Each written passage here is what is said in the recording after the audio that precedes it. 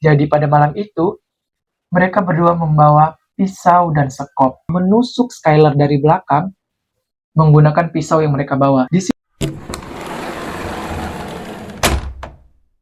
Hai guys, Assalamualaikum warahmatullahi wabarakatuh. Terima kasih untuk kalian yang udah berhenti scroll dan ngeklik video ini.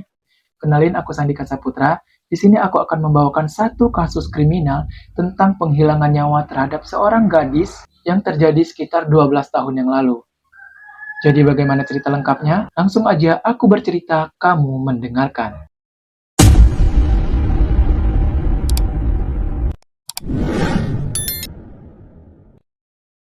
Jadi, kasus yang akan aku ceritakan kali ini adalah kasus kematiannya Skylar Nice.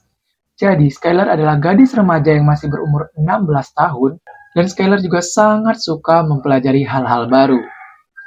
Skylar juga memiliki dua orang sahabat, yaitu Celia dan Rachel.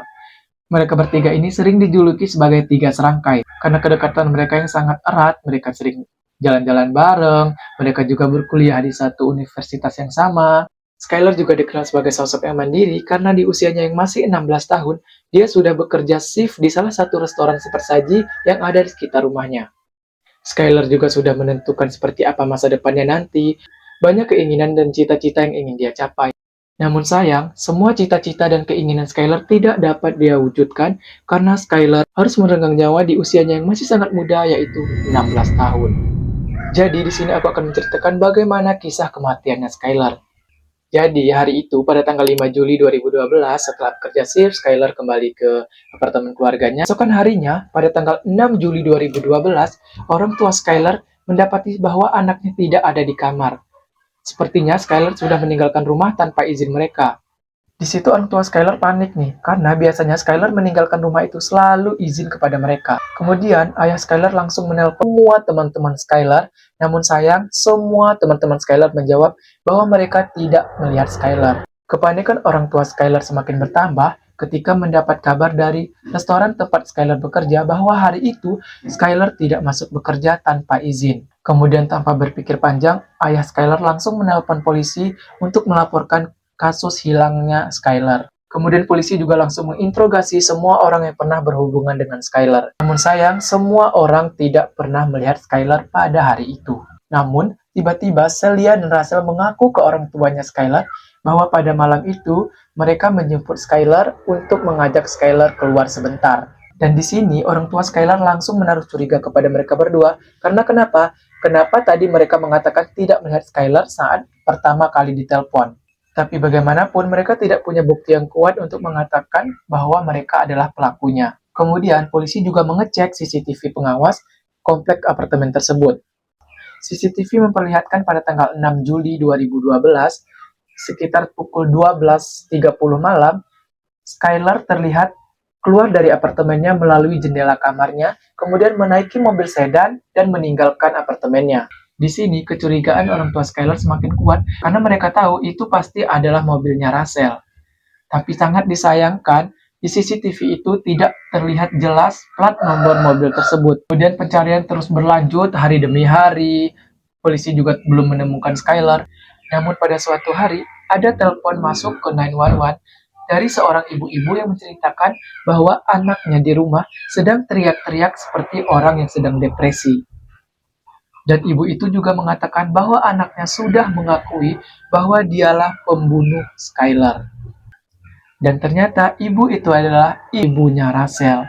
Iya, di sini Skylar dibunuh oleh sahabatnya sendiri. Tanpa membutuhkan waktu lama, polisi langsung menjemput Rachel di rumahnya dan membawanya ke kantor polisi. Sesampainya di kantor polisi, Rachel langsung menceritakan semua yang terjadi pada malam itu. Jadi pada malam itu, pada tanggal 6 Juli 2012, pada pukul 12.30 malam, mereka menjemput Skylar di apartemennya dan mereka mengajak Skylar untuk jalan-jalan pada malam itu. Namun sebenarnya, pembunuhan ini sudah mereka berdua rencanakan sejak jauh-jauh hari. Jadi pada malam itu, mereka berdua membawa pisau dan sekop. Sebenarnya kalau Skylar mau curiga sama temannya berdua ini, bisa. Karena apa? Karena pada saat itu adalah musim panas, dan temannya ini pakai hoodie.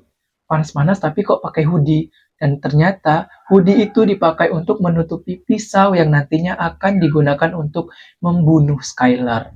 Kemudian Mereka berhenti di suatu tempat dan mereka duduk-duduk di sana. Kemudian Skyler mengatakan dia mau ke mobil. Jadi pamitlah nih Skyler ke temannya untuk ke mobil. Nah, kedua temannya itu mengikuti dari belakang. Kemudian Celia dan Russell menusuk Skyler dari belakang menggunakan pisau yang mereka bawa. Di situ sebenarnya Skyler sempat melakukan perlawanan dan kabur nih dari mereka. Namun sayang, Skyler tertangkap dan mereka menusuk bagian lutut Skyler. Di situ Skyler langsung terjatuh dan tergeletak.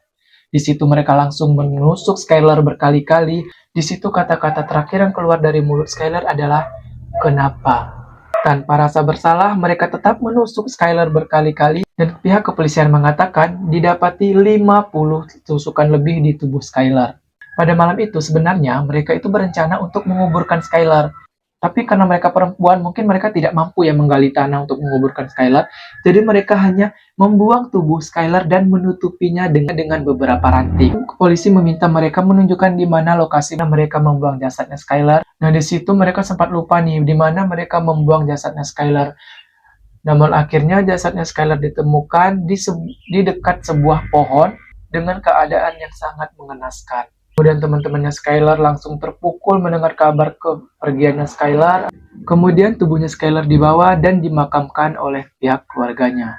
Di pengadilan, hakim memutuskan bahwa Celia dan Russell bersalah atas pembunuhan berencana tingkat 1 dan mereka didakwa penjara seumur hidup dengan kemungkinan bebas bersyarat setelah menjalani 15 tahun masa hukuman. Nah, teman-teman, hanya ini yang bisa aku ceritakan dari kasus ini dan aku sangat memohon maaf jika ada kesalahan dan kekurangan dalam penyampaian aku. Dan jika kalian punya informasi lain tentang kasus ini, kalian boleh komen di bawah. Dan terima kasih kalian udah menonton. Jangan lupa tekan like, komen, share, dan subscribe. Terima kasih. Assalamualaikum.